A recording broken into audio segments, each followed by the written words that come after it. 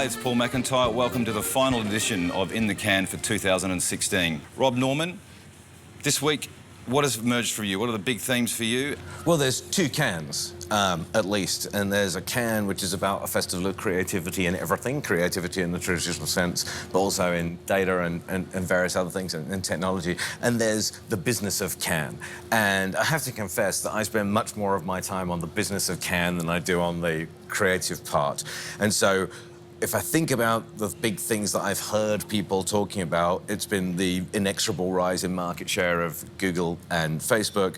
It's been, from a technology point of view, what the prospects are and the early content experiments with VR and AR, and they have been the two kind of dominant themes on the creative and business side for me. What are the big advertisers and clients talking to you about? What are they asking you? Oh, well, goodness. I mean, I think that the interesting thing is you get positive and negative views and when you have situations emerging that look like people to duopolies. So the first thing I've been saying to them is that a duopoly that looks like is happening now is kind of better and different from the monopoly that people assumed Google would have if you'd asked that question 4 or 5 years ago. So 2 players is better than 1? Well, and also when you listen to the Snapchat narrative, and more important, look at real-life consumer behaviour and look at the user growth of Snapchat, and you look at the way Amazon is developing as a business, it's kind of not really true that there's a duopoly developing in the way that people think it is. And I actually think there's a significant chance it's becoming more competitive in a way than it has been for the last few years. Mike McGrath, you're also a CMO at PwC. You've been through some of the work in the forums at Cannes. What have you taken out? Sometimes people think, you know, creative is this God-given right, but, you know, as you sit and listen to a lot of the speakers throughout the week, you see that it can be a learned skill. So this whole theme of the creative process and outcomes that can come from that has been really illuminating for myself. And some might say it's a strange fit for PwC to be here and talking creative. Many would. Wrong perception, do you think? Many would. Creativity is very popular in accounting. Yes, that's right. One might challenge the use of creative, but when we think of how we engage our clients and how our clients engage a creative process to drive change in their organizations, creative is more and more a critical skill to drive outcomes. There is a lot of talk about the competitive threat from the advisory firms, PwC, to the traditional or the media and creative agencies. What is your view on what your intent is and how that competitive game will play?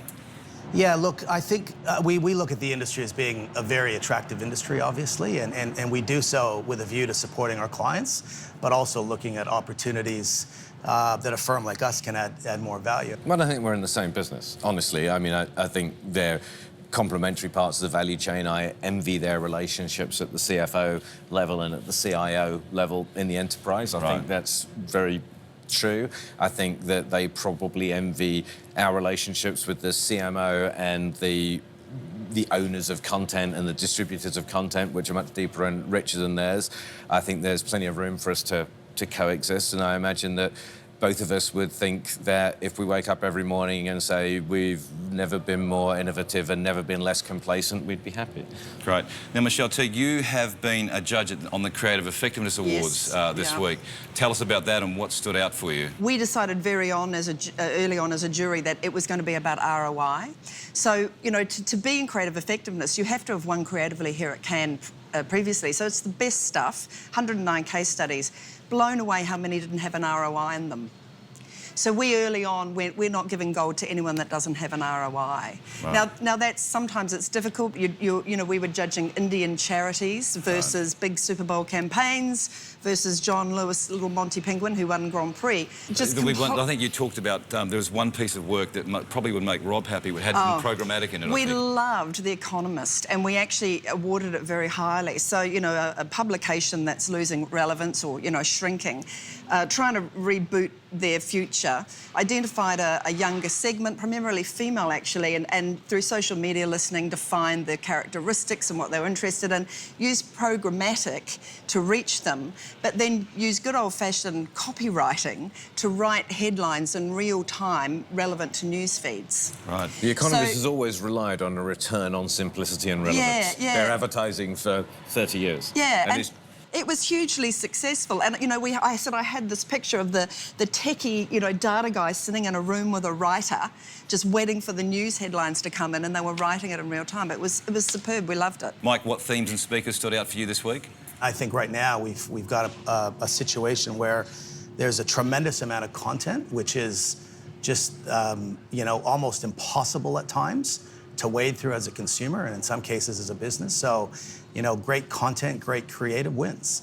And so overall for you, what do you take back to your team and your business? Well, I'm going to start briefing my agency in the can entry format. Right. So, because I think it will, I know how to write the perfect entry now. I haven't spent hours doing that, but I also think it puts the discipline in around putting the measurement framework in. And I think what was quite shocking to some of us of massive global brands, packaged goods brands, they've got the econometric modelling and all the research, and they didn't put the metrics in. They were all writing about social media and, after a while, 10 billion impressions, which just was not cutting the mustard. So no context. So again, as a jury, we decided that is just, wallpaper, really. It's got to be around the hard dollar at the end. Well, thank you for joining us today, and we will see you next year for another series from In the Can. See you then.